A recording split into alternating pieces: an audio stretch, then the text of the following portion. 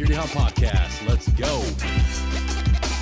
You're dealing with an expert in guerrilla warfare. With a man who's the best. With guns, with knives, with his bare hands.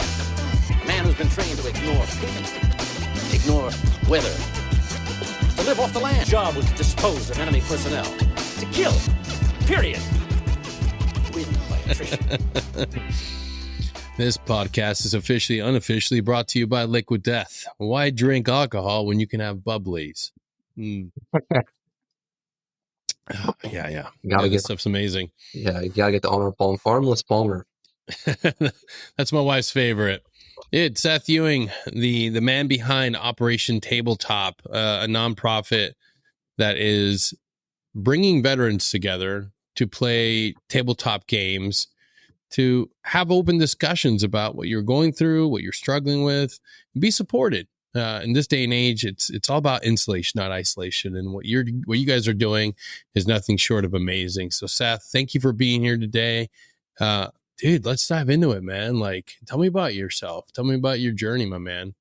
Yeah, man. Pretty humble journey. Just a dumb hillbilly, grew up in the Shenandoah Valley. Wait a second. Are you bullshitting me? Nah, man. Nope.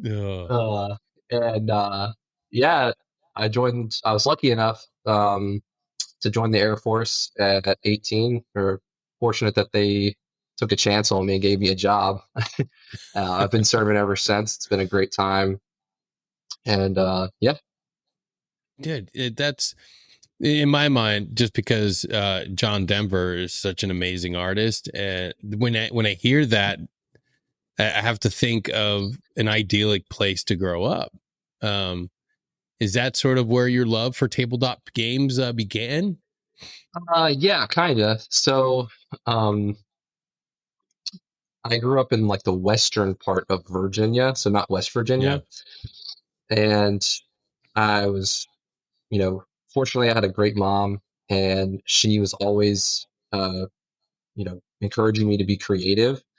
And so I was always like creating little board games. And we were always playing board games. Our favorite one growing up was Clue. That's still my favorite board game today.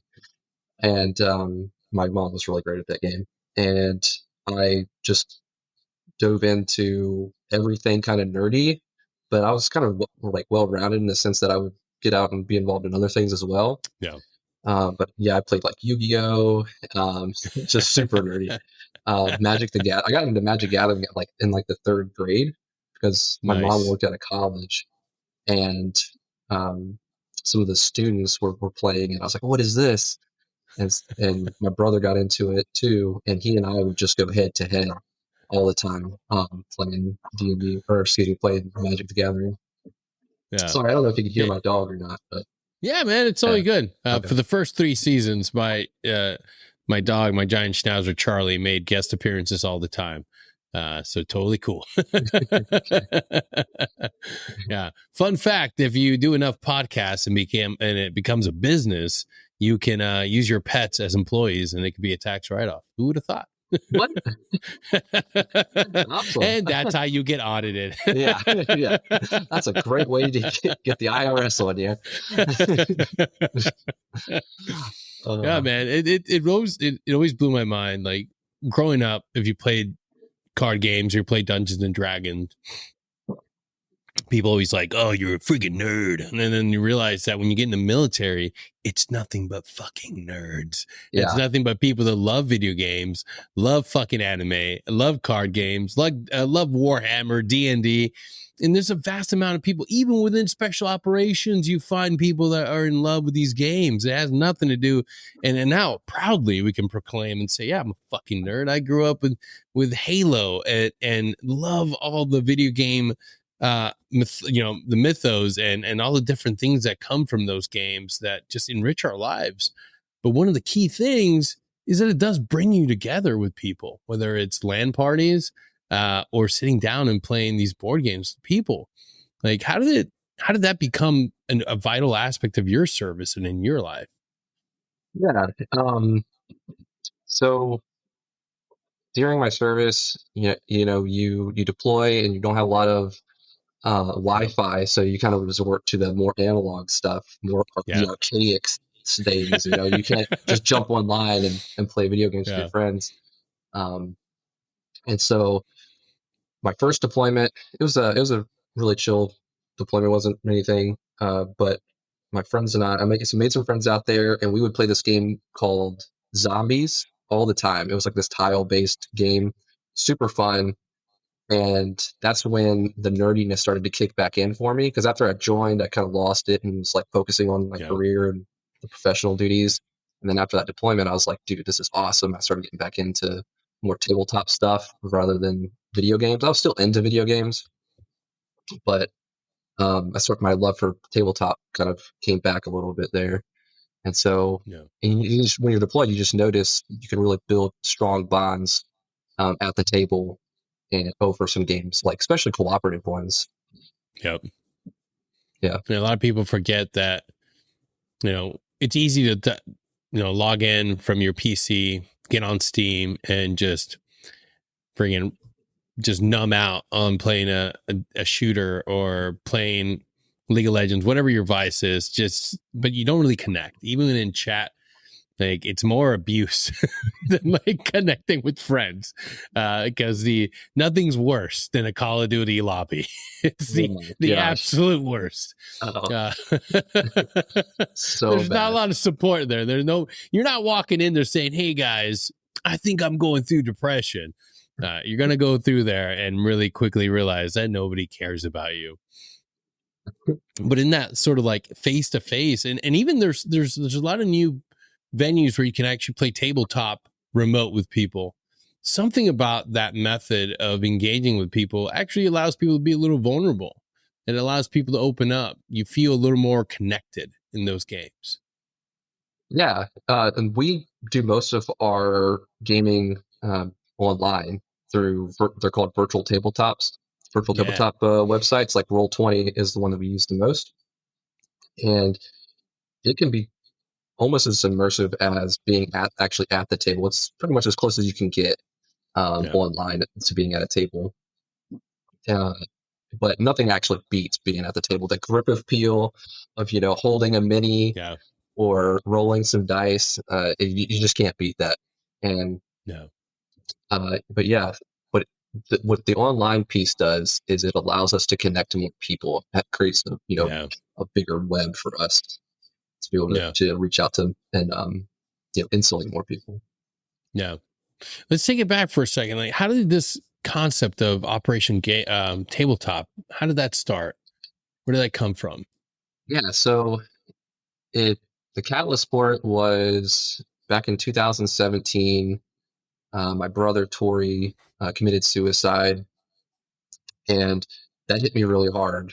But like most men, I did the tough guy thing where I just bottled it up, buried it, and then I put a tight lid on it. And that lid or that cork that I stuck in there was to keep it pressed down was my professional duties. I just buried myself in work like any other man would do, and focused on just being better at my job. And that worked for a time. I made rank. I got a really good, a really prestigious job. And committed myself to that for a few years. But the Air Force divested of that job, that squadron that I was at.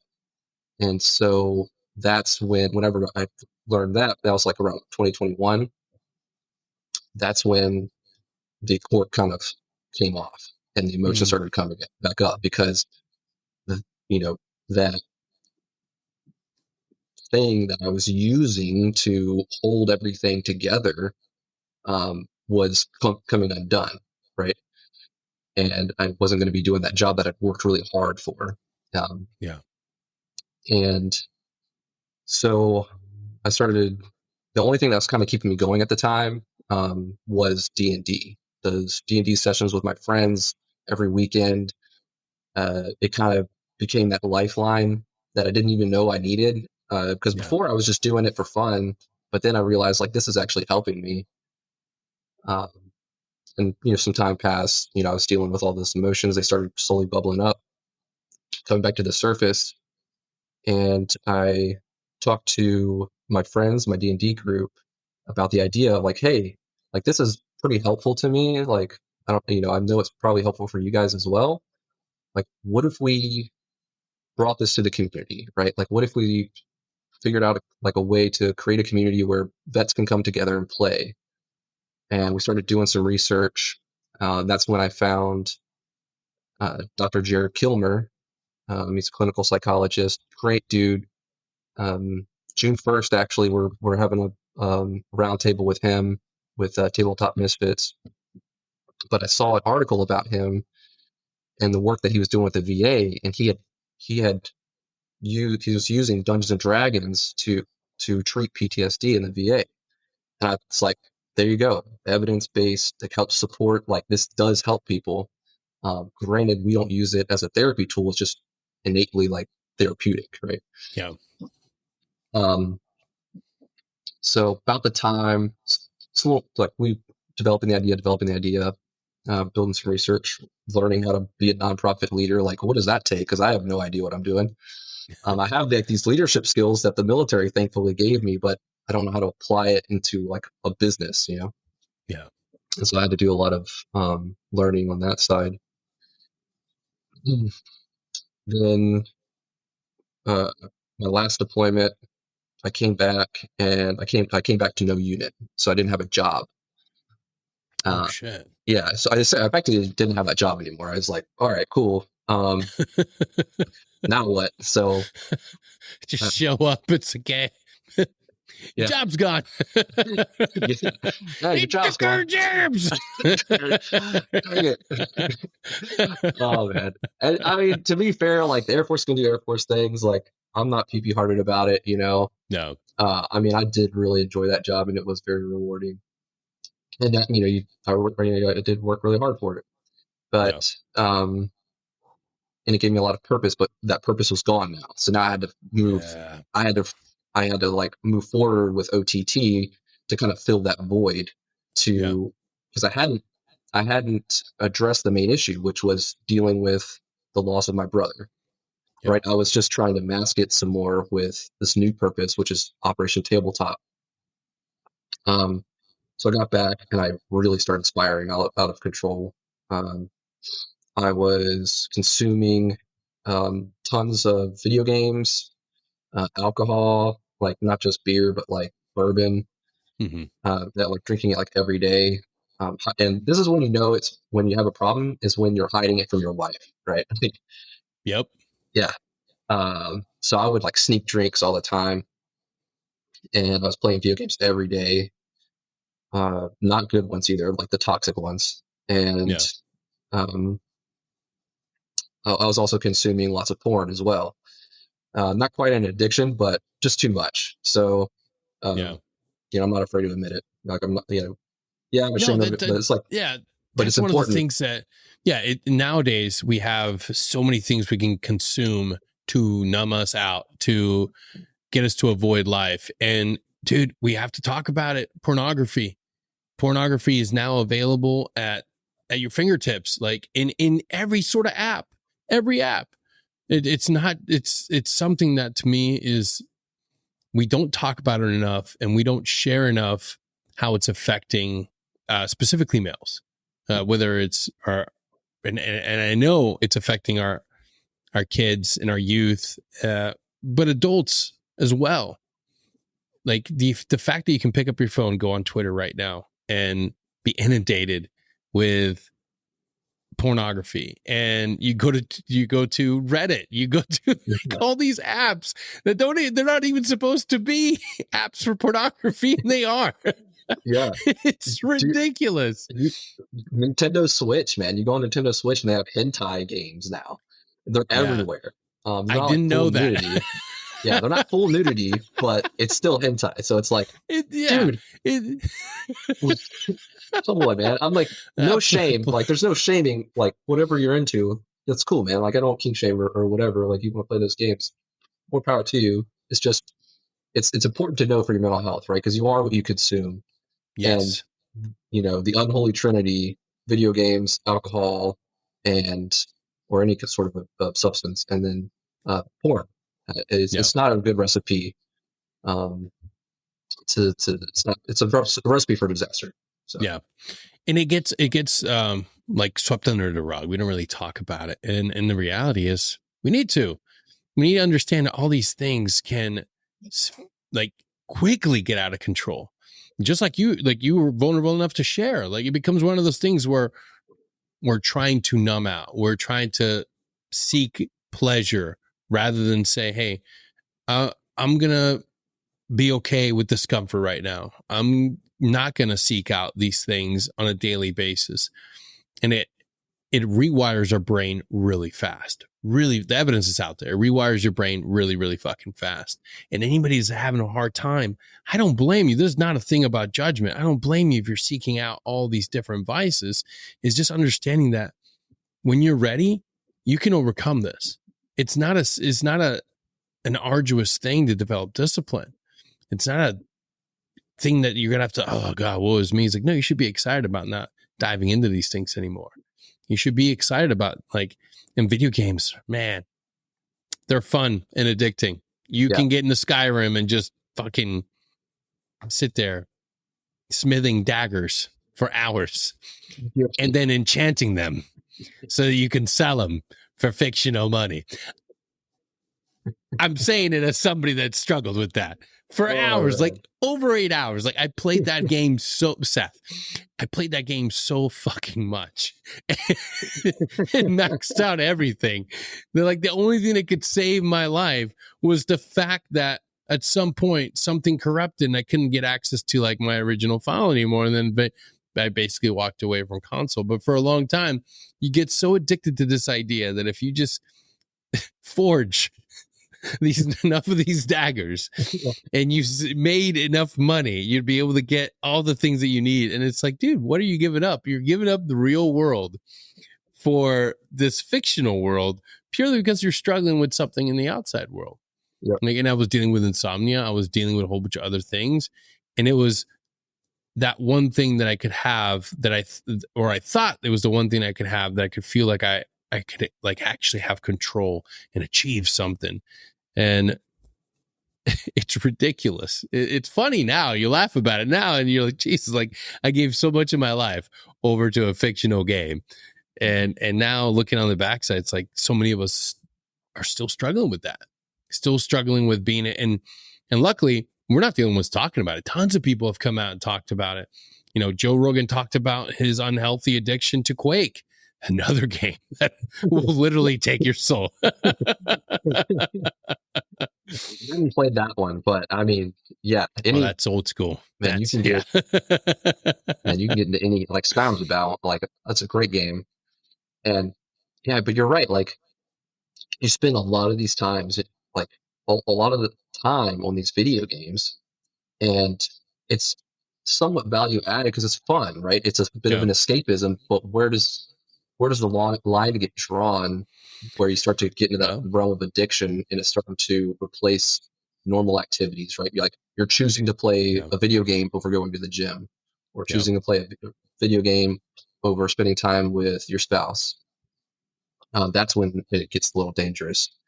And for some people can just play an hour and jump off and flip the switch on and off. I was not one of those people. When it comes to video games, I will grind on it, like just like Skyrim. Yeah. Before you do anything, you start smithing daggers, man, and you grind away and get max level, and then you start the game. Exactly, and then steal every iron ingot you can find, and then murder every helpless NPC. Yeah, man. I love Skyrim, but it's the thing about it though is like it's kind of an isolated game because it's not multiplayer. It's like super cooperative. No. There's a great game out right now. I'm gonna give them some publicity, I guess. They don't need any more. But Baldur's Gate is based off of D&D 5th edition. Yep. And it's pretty much as close as you get to playing a tabletop game through like a video game style. And so it merges the two really well. Yeah. They did a great job of kind of merging those two worlds. And so you can get in and be very cooperative with your friends. So that's a great example of a great video game.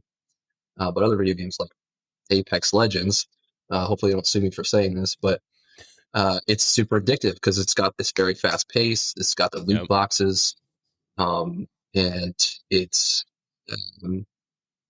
very exciting. And so you can and it's designed that way. Yeah. Like, people tend to think that within these tech companies, it's just a bunch of coders and a bunch of people that just love games.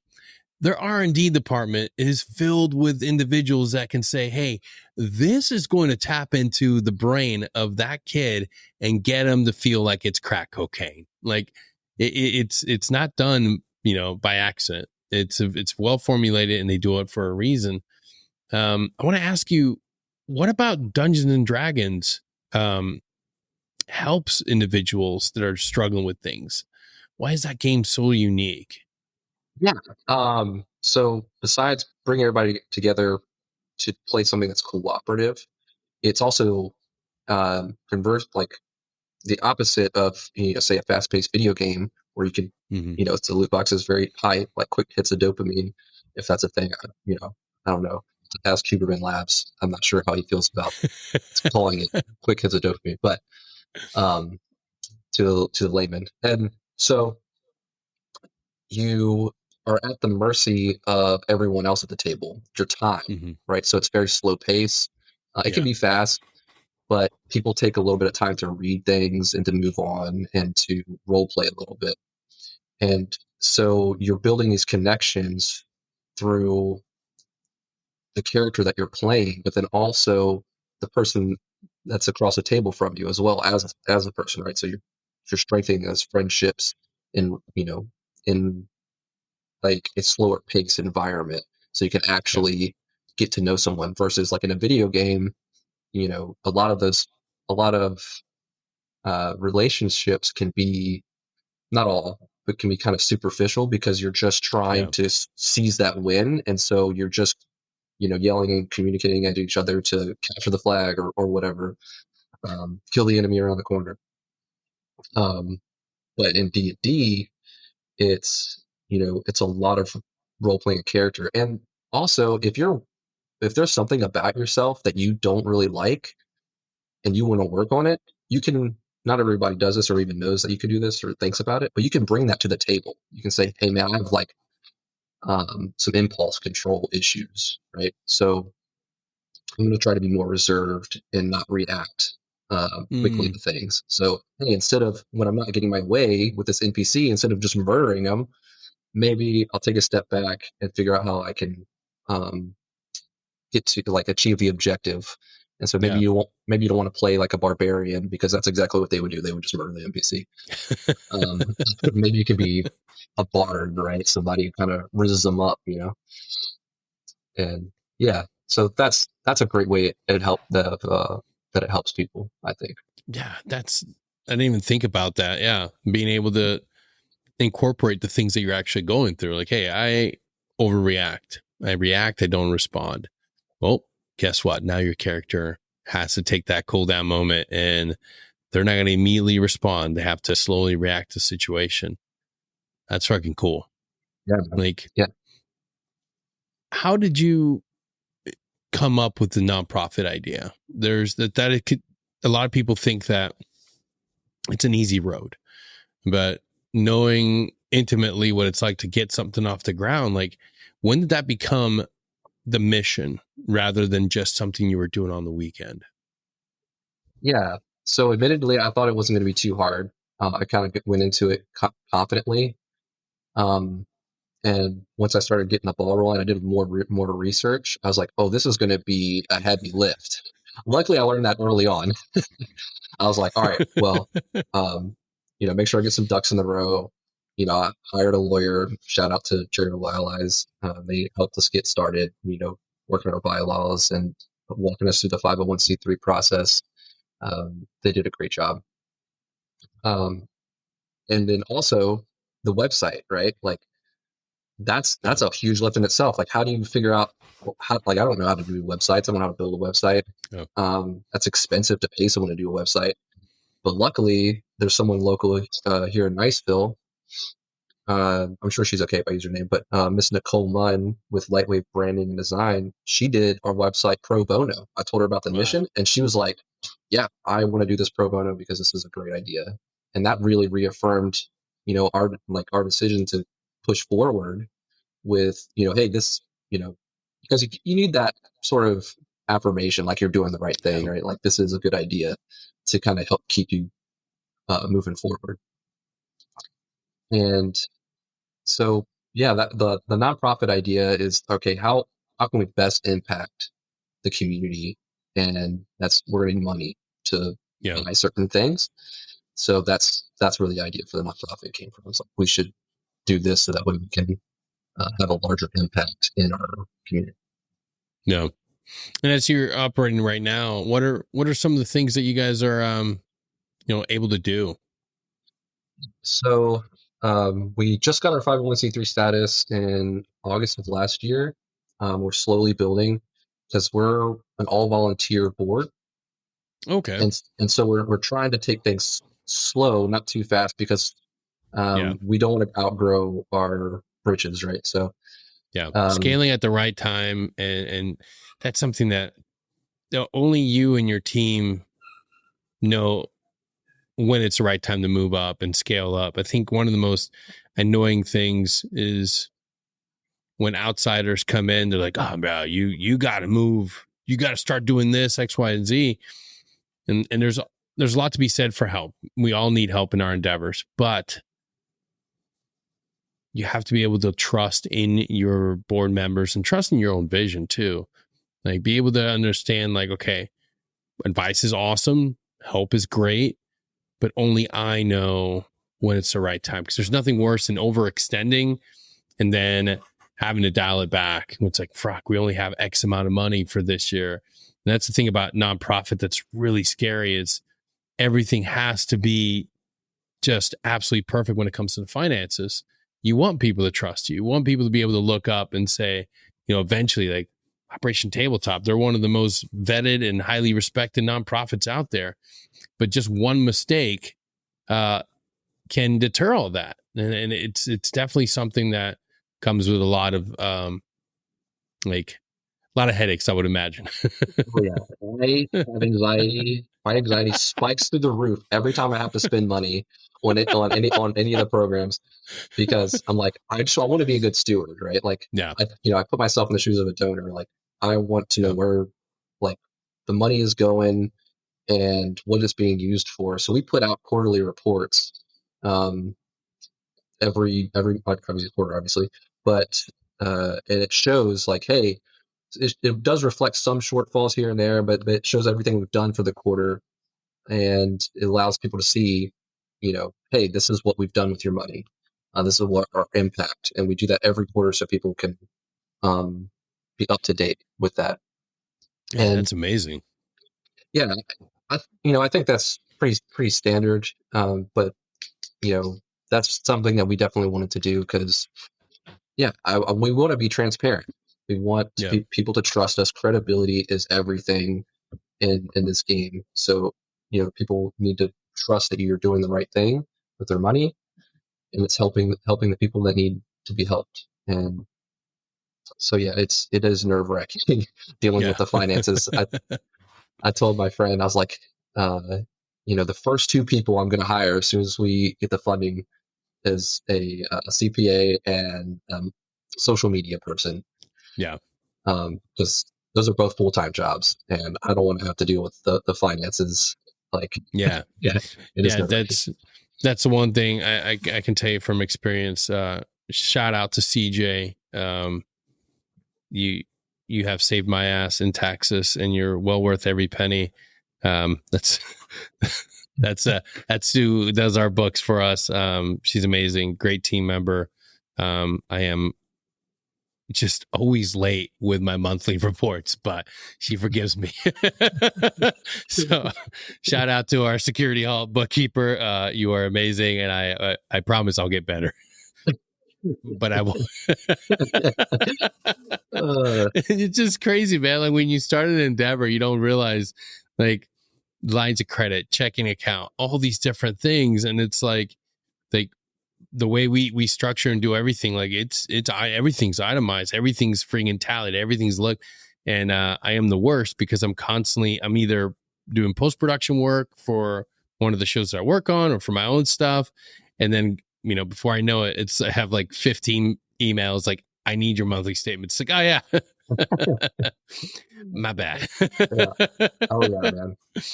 Yeah. Where do you see the program? Like, when you look at the future, how do you envision Operation Tabletop growing into a formidable nonprofit? What do you see as the next phase? Oh man, we have huge ideas, grandiose plans.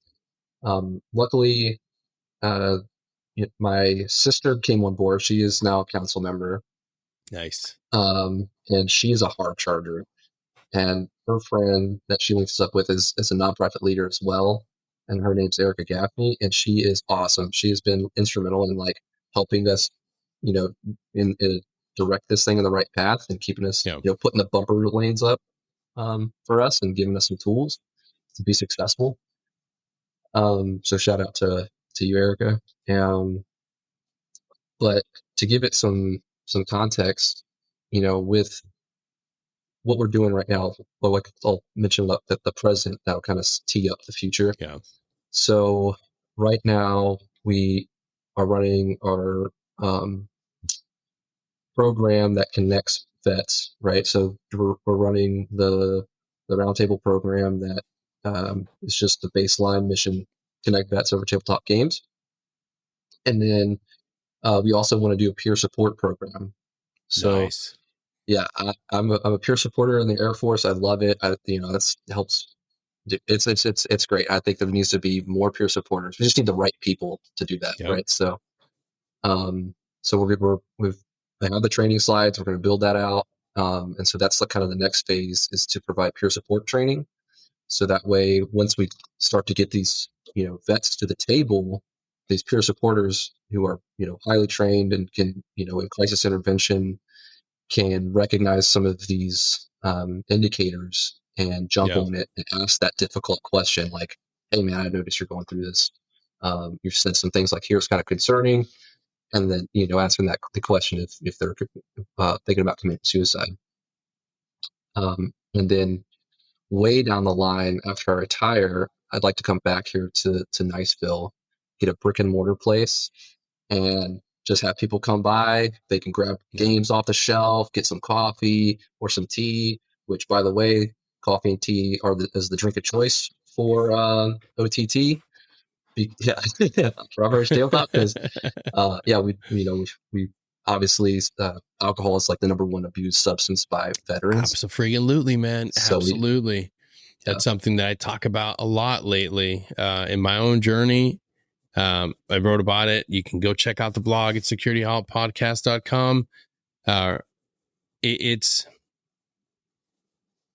something that we all inherited in the military. When you come in, it's like the thing that you do, whether it's to celebrate or to overcome something. It's constantly in the periphery. It's constantly in your face. Drink. Like, this is what we do. This is our culture. But take it back take it back another layer and look how alcohol was first brought into your life. As a kid, I drank in high school. I drank after football games. It was cool to go to those parties and drink. But why? Peel it back again. Why was it cool? At some point, some of us saw it on TV. This is what the adults do. This is what the cool people do. Reality is, as you get older, you realize that there's nothing great about being told what to do. Everybody's going to tell you what to do. Make the decision for yourself. When I analyzed and I peeled back the layer and I realized that there's no positive factor about drinking, it doesn't bring any greatness into your life. It doesn't. It doesn't make me more intelligent if I hold a bourbon in my hand and a cigar in the other. Fun fact, cigars fucking stink. They taste like shit. Stop lying to yourself and telling yourself that it tastes good. You know it doesn't. The other thing, they're fucking awful. They're just, and the amount of time people have tried to tell, if you want to be one of the guys, you're going to have a cigar. Fuck that. Yeah. I want to be me. I want to be me, and nothing about me relaxes with a drink. Fun fact, it's the opposite. It's the thing that I reached out for when I was suffering. And then I kept drinking because I couldn't get to sleep. I couldn't find rest. So I had to drink to get to that point. I don't want to do that.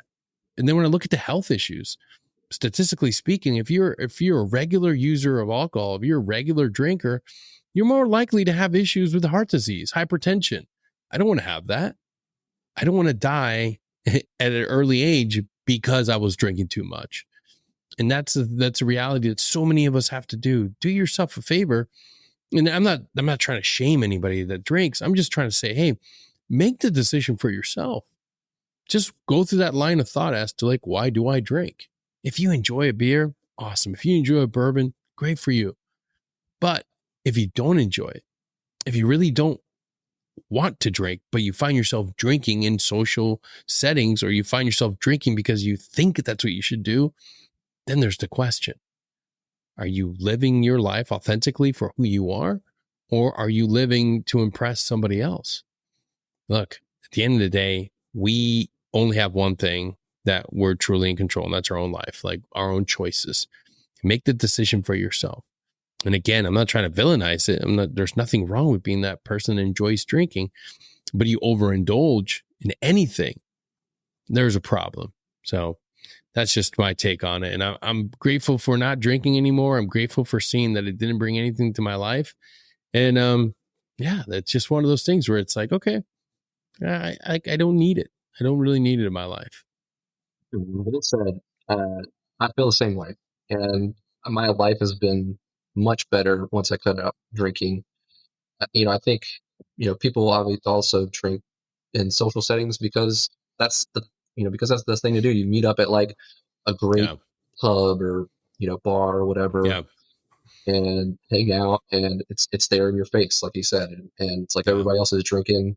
It's the kind of thing to do. But you can go to a bar and hang out with friends and have some, have a pretzel, with some beer cheese and not drink. I do it sometimes. So yeah, and there's no issue. And my friends don't make me feel any sort of way about it. They might, harass me a little bit because, that's just what friends do, but they're not serious. So yeah. And I think it's important to have that conversation of like, because I've had those situations where it's like, okay, I'm in a social setting. I'll get one of these, I'll get a wheat beer. At least it tastes like, I can put some stuff in it, make it taste better. But then when you realize, like, oh, wait a second, go back to your principles, go back to the reason why you don't do it, and be okay with saying like, hey, you know what? I like liquid death. I just like bubbly water. That's fine for me. I don't need a drink. It's not something. And then look back to the way you used to cope with anxiety or social settings and how much you drank. That's a different Denny. That's a Denny that I don't want to go back to being. And when you get older, you wake up feeling like dog shit after you drink just a couple of drinks. Like, I don't have it in me anymore. Once you get into your 30s, man, it's over. Like you can't.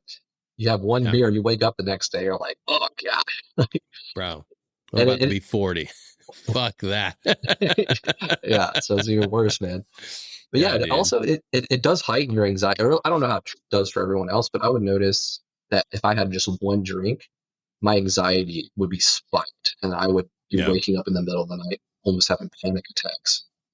Granted, that was also because I wasn't, taking care of the underlying issue. Which, kind of go back to is that, I was struggling with those things, alcohol being a big one. And I woke up one day and I was like, I noticed everything that was happening. My wife, Jenna, she, she's awesome. God bless her. She really kind of helped me see it. It took her a while. I'm stubborn because she'd be like, oh man, you're playing video games all the time. I noticed you're drinking more. And, it's just like, shut up. No, I'm not, like mind your own business. I'm fine. Leave me alone. If someone comes to you and you yell at them, like, or you just be like, hey, no, I'm not, like, you're just seeing things or whatever. You start trying to gaslight them. Yeah. That's when you know you have a problem. But she helped me. Good. Yeah. Yeah. If you're in your man room or your study with no lights on, just a the blue glow of your TV screen, and you just holding on your controller with a tumbler of alcohol next to you, and people, when you get interrupted, you immediately like hiss at them. There's an issue. There's a problem there. Yeah. Like that's your wife. It's your family. They should be able to come up to you and say, "Hey, I am noticing that there is an issue here." Yeah, 100%. And yeah, so she noticed that, and she helped me wake up, and I was like, I'm not doing this anymore. So I quit drinking, stopped watching porn, quit playing video games. I'm back to some video games now, like Baldur's Gate. But I stopped playing any video game. I wouldn't even look at them.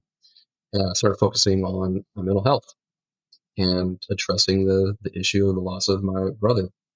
Yeah. Thank you, Denny, because your podcast helped a lot in that journey.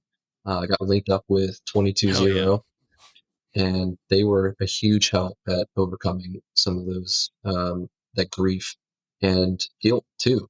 I had a lot of guilt for, over the loss of my brother, because the night that he passed away, I had posted something on Instagram, and I was in Wyoming at the time. It was like about 8, 9 o'clock. So it would have been 10 or 11 o'clock, Virginia time. And he had liked my post. I was like, oh man, I should give him a call, see how he's doing. I haven't talked to him in a while. I was like, all right. I was like, the time ran into my head. I was like, oh, it's pretty late there. I'll just give him a call tomorrow, because I'll be on my drive down to Colorado, and, be driving through the Rockies. It'd be great to talk to him then. And that's when the next day came, got the call that he had passed away, and that he had committed suicide. And I didn't realize that I had that guilt. It was kind of like hidden, and it's so subtle. Like all of those little things that eat you up, they're really subtle, and they're great at eating away at you without you really even realizing until it's too late, until you're at the bottom of a bottle, addicted to video games, addicted to porn. And then that's already when you've already spiraled pretty out of control that you recognize it. Yeah. It's such a painful thing to go through, but it's something that we need to share because it impacts so many people, like myself included. You get that phone call from a friend and you put it on snooze because you know that they're drinking, you know they're on drugs, and it's their habit that they're constantly high, and they call you late at night. And I don't want to validate it anymore, so I'm not going to answer it. And then a few days go by and you realize, yeah, they were high. They were drunk. And they didn't wake up the next morning. Like that sticks with you. And then you realize like, shit, man, like what if I could have changed his life? What if I could have done something, stayed up? But you realize that we all have a say in our journey. And when somebody's going through their worst and they refuse to get help, and this individual had gone to multiple treatment centers, had gone and gotten help, and had turned their back from sobriety. At that point, you have to understand, like they're making a conscious choice. Like at that moment, there's nothing you can say to keep them from taking more drugs, from taking another shot of alcohol. And we can't blame ourselves. We can't sit there and villainize ourselves for those moments where it's like, man, I didn't answer that phone call. I didn't answer that text. Like, it's not your fault. It's not something that you could have stopped. It's not something that gets at the end of the day, just like the previous phone calls, just like the previous text messages, they're still in the throes of addiction, or they're still going through that destructive behavior. Like, and we have to understand, like, hey, like, I was there for them. I was the best friend I could have been. But at some point, you got to be able to just say, hey, like, I'm not going to get through them. And they're not getting they're combative, and they're turning away from all the other resources that you keep pointing them to. And it's just one of those things where I realize, okay, active and willing participant in recovery. We all have to be that. We all have to be that active and willing participant in our own treatment, and being able to say like, hey, I'm going to do the most important rescue mission ever, and it's saving my life. Like, and it's a hard thing to understand, but once you understand it, it's like, okay, everybody has to say, in their own rescue mission. Like, and unfortunately, some of our greatest friends and the most wonderful people on earth, they don't make that choice. And, once you take that first initiative to be an active and willing participant in your own recovery, your own mental health journey, it's just like, if you take that first step towards doing something that's negative towards your mental health journey, right? And you start on a downward spiral. It's the same if you go in the right direction, you can be on an upward spiral. And there's a great book about it. Forgot the author's name. Please forgive me, but it is, an awesome book, and it talks about the upward spiral and how just small steps you can take to bring yourself back up to 100%, like who you are, right? Get back to you. And that's kind of what, I read that book, or I listened to it, audio book. And that was super helpful as well. And that's what OTT wants to do. They want to bring people to the table, because that's that first step. Just getting social and doing something fun is that first step to you taking charge of being it. Because we can't bring you to the table. You have to take the first step and actually come to the table and play. And that's that first step towards that upward spiral. And if we can, help facilitate that, and you can be on your upward spiral. Yeah. And that's what it's all about. How many times did I say upward spiral? I feel like I said it. It's perfect. But it's true. It's true, man. Small steps forward beget more small steps forward. And before you know it, that little baby step that you once thought was impossible, like getting out of your room when you're dealing with depression. Now you're getting out of your room, you're taking a shower, you're going to meet Seth and sitting down and playing one video game. And you're vulnerable. You don't like being here, but then one person makes you laugh. And one person says something that resonates with you. And then before you know it, you play for a couple hours, then you're going back home. And then maybe depression kicks back in for a little bit, but then your phone goes off with a reminder for the next meeting. And you're like, fuck yeah. Okay, that felt good. I'm going to do that. And then you show up and you play again, one more step forward. Now, you've been doing this for a few weeks now. And then in comes a stranger that was just like you at the very beginning of that journey. And you're able to tell them and give them encouragement to keep coming. And then the next game opportunity comes up and that person shows up. Now you're excited that they're going forward just like you were. Like, our success gives other people the hope and inspiration to continue going through the process. And then it's a self-feeding loop of positivity. It keeps you going, seeing somebody else. When you see Seth succeed and you see Mark succeed and all these other people, you're like, fuck yeah, we're doing it fucking together. We're in this flotilla of self-recovery and healing, and it's fucking awesome. It's a great journey. And before you know it, you don't even recognize the old you, because you have a new person that you're seeing in the mirror. And along with that comes being able to go and handing off in that person that next level of care to actually seek treatment. But a lot can be said for peer-to-peer support, just being around positivity, being around good people, and getting outside of the negative echo chamber. That's the most important thing. That's when change occurs. I saw it within myself, just within social media. Like, I will be the first to post stupid memes about military stuff and soft stuff. But one thing I don't dive into is horrible negativity, because I want you to come in and laugh at friggin' stupid memes, but then also come and see inspiration and hope from some of the podcasts. There's enough trauma-induced posting out there, and there's enough bad shit in the world. We need more Operation Tabletops. And Seth, I think that, and I said it when we talked earlier in a couple weeks ago, like, what you're doing, like, just the advocacy and the nonprofit work that you're doing is beautiful. But the byproduct of that is you're giving other veterans a clear-cut path to success. You're allowing other people to say, holy shit, Seth built a nonprofit. Maybe I can do it too. Maybe I don't have to sit here and just wallow in my misery.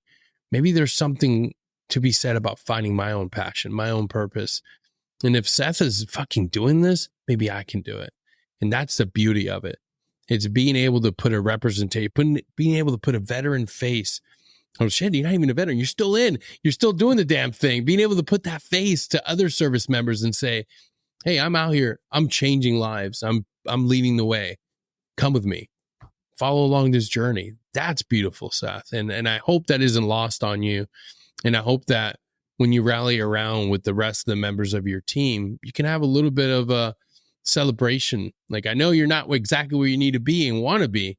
You haven't hit that pinnacle moment, but man, like, you've already done something that is groundbreaking. And if you haven't celebrated that yet, I want you to make time to celebrate that today. Yeah, I can't tell you how phenomenal and to have been a part of the catalyst for that. Truly honored, man. No, thank you very much for saying that. Those kind words, Denny. Yeah, it's been a journey, and I did struggle a lot with insecurity when starting this up, because at the same time I'm addressing issues with my brother, and I had a lot of anxiety, so that was feeding into it. Yeah. And I was like, am I even smart enough to do this? Like, can I do this? And I had great people in my corner being like, you got this. Like, if there's people way dumber out there than you who are doing things like this and they're having good success, not that, there's anything wrong with them, but you can do it too, man. And so I was like, you know what? You're right. Like, we can do this. We can make an impact, and we can save people's lives. And it's awesome. It's given my life a whole new meaning. And this is how I identify myself now. Like, I identify myself as a nonprofit leader, Operation Tabletop. Like, Great Eye is still very proud of my career in the military and proud to be an airman. But the military is not my identity, my sole identity anymore. It's this, and amongst other things, being a husband, and a father to my puppy, Ollie. But yeah, man, thank you. And I'm really excited to where this thing goes. The combination between the tabletop community and the veteran community coming, like, where this whole meets, a lot of great things are going to happen. And I almost have to put some like reins on it, because people are going to want to run 100 miles an hour with it. Yep. And we have a lot more work to do. And we'll celebrate later. Yeah. Well, Seth, you got a big event coming up, if you wouldn't mind plugging that real quick. Yeah, absolutely. So next month, it's as you know, it's PTSD Awareness Month. I believe it's also Men's Mental Health Awareness Month as well. And but we're focused on the PTSD side of things more specifically. But the idea is that we're having games every Saturday in the month of June, in order to provide a place for vets to kind of come together and come to the table and see how tabletop games and board games and role-playing games are helping people and can help you get to that upward spiral and find a new hobby. But then also spread awareness throughout that, right? Hey, these are some great resources that are out there that you might not be thinking of, that can help you. And Denny, I'm really glad that you're going to be a part of that as a roundtable, because you've been in this game way longer than me, and you've been obviously active and now veteran. You've been through the VA process, and so you can really give some insight to people out there who are struggling or don't know what they don't know. Yeah. And yeah, so that's the intent. And at the same time, we have awesome creators, content creators, Twitch streamers coming together to raise money for us as well, because we're just focusing on providing a space for people. We're not really soliciting donations. We're just providing a space and spreading awareness. But these content creators in the tabletop community are going to be doing their own live streams. This is all put together by one of our partners, which is Northwolf 911. His name's Steve, great dude. He's a Coast Guard vet, and he's bringing a bunch of people that he knows together to just raise some money for us, and also Wounded Warrior Project is a part of that too. And so nice. I feel great about it. Yeah. Awesome, man. Well, Seth, I can't wait for this event. I know it's going to be awesome. And if you guys want to get involved with Operation Tabletop, just pause the episode right now. Bring up the description. I'll wait. Go ahead. Everything will be right there for you. Connect with Seth. Where can they connect with you, Seth? On Instagram? So we're on Instagram at Operation _Tabletop. And we're also on Facebook. And we have a website, operationtabletop.org. If you go to our website and go to join the community, we also have a link to our Discord. And definitely jump in there because as you're talking about with keeping that positive vibe going. Like we have people posting, their daily runs in there or pictures of their pets, and it's just where everybody's communicating. And it's not always about tabletop; it's just games. It's just vets connecting. And it's great. It's a great community. Heck yeah! Well, Seth, thank you so much for being here. Thank you for sharing your passion with us. And if you're out there struggling and you have a passion for tabletop games, check out Operation Tabletop.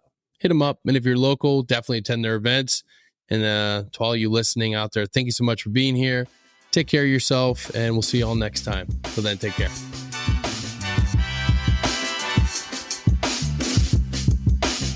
If you like what we're doing and you're enjoying the show, don't forget to share us, like us, subscribe, and head on over to our Patreon where you can be part of our community and get access to all of our episodes as soon as they drop. And remember, we get through this together. Take care.